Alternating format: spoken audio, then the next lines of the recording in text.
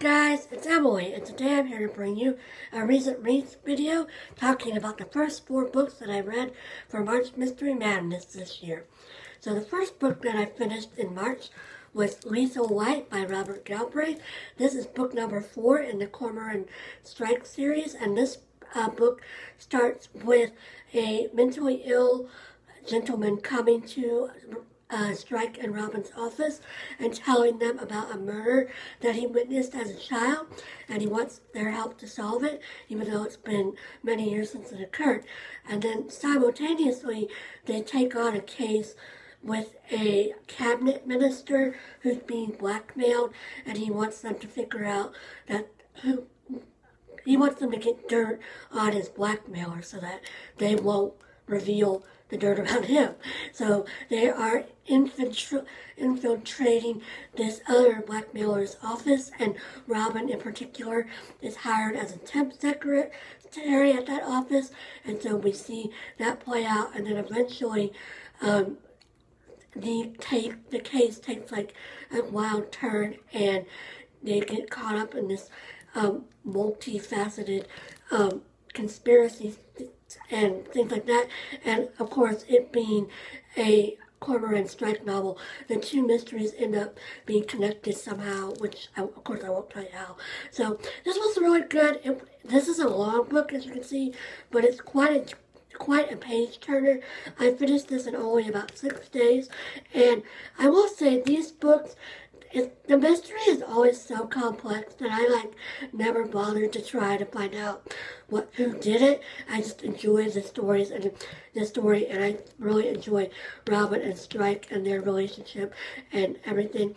And it was the same with this book. And there's always some shocking twist at the end, and there was indeed a shocking twist at the end of this. So this is more a character-based mystery series, I would say, where you read for the characters versus reading for the actual mystery. But Robin and Strike's relationship did take a different kind of turn in this novel. So yeah, really excited for the next one. And J.K. Rowling has already said she's got at least 2 more Cormoran Strike novels that she wants to write. So looking forward to the next installment. I then read Camino Island by Grisham, and I read this one for the Again prompt because this was on my March Mystery Madness TBR last year, and I never got around to it.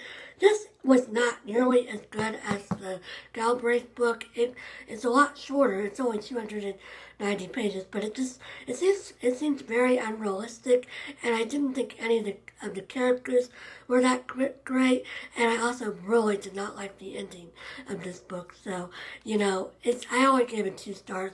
This is about a writer named Mercer Mann who is hired by a secret organization to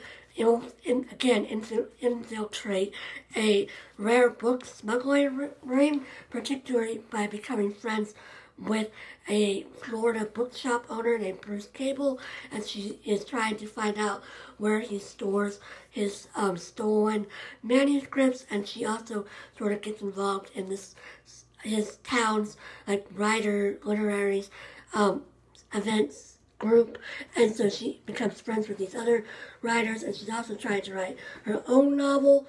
And then she grew up in this, or she didn't grow up, but she used to spend summers in this little town, Camino Island, with her grandma, and so she got these childhood memories, and so there's some flashbacks in here because her grandmother died a sort of mysterious death, and so basically you're seeing her infiltrate this group, and then you find out what happens to the Bruce Cable. And it was okay, but I don't really recommend it. I'm finding that I don't think Grisham is really the writer for me, so I don't know if I'm ever going to pick up any more of his work, but this was okay.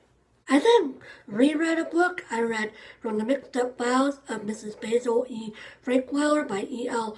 Konigsburg, and I read this as a kid at least once, maybe more, and I really loved it as a kid, so I was really excited to pick this back up. I read this for the blue prompt because of this blue strip right here, and this follows Claudia and Jamie Kincaid, and they run away from their home and they go live at the Metropolitan Museum of Art. And while they're there, the museum acquires a brand new statue that it is thought to be the work of Michelangelo, but there's no proof of that.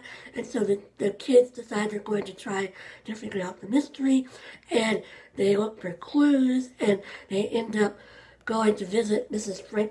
Basil E. Frankweiler, who is the person that sold the statue to the museum, and they sort of find out the story of the statue and how she found it, and et cetera, et cetera. So this is a really cute novel, or middle grade novel, and of course I was also reading this for middle grade March, and yeah, I just really enjoyed this. I highly recommend this.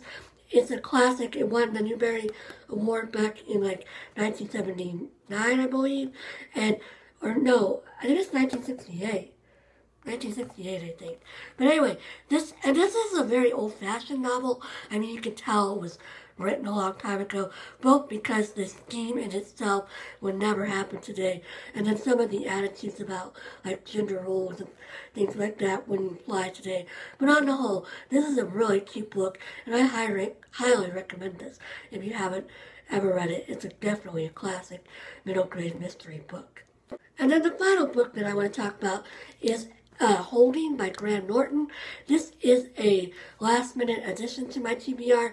I decided to pick something else up for the borrowed prop since I had finished Jane and the Waterloo Map in February.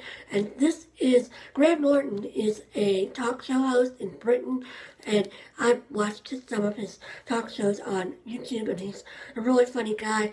And this is a book that takes place in a small Irish town, and it follows its detective P.J.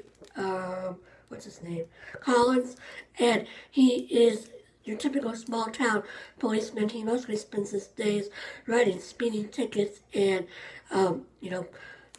directing traffic and things like that. But then some bones are found at a building site in his town, and he's forced to actually become a proper detective and try to figure out, who done it. And there are two women that live in the town that are thought to be suspects because there's this missing person, Tommy Burke, and they think the bones might belong to him, and so he's investigating these two women, Evelyn and Breed, who both had a relationship with Tommy at the time of his disappearance, and so he finds out how Tommy died, and eventually, he finds out who murdered Tommy, and some secrets of the town start being revealed, and things like that.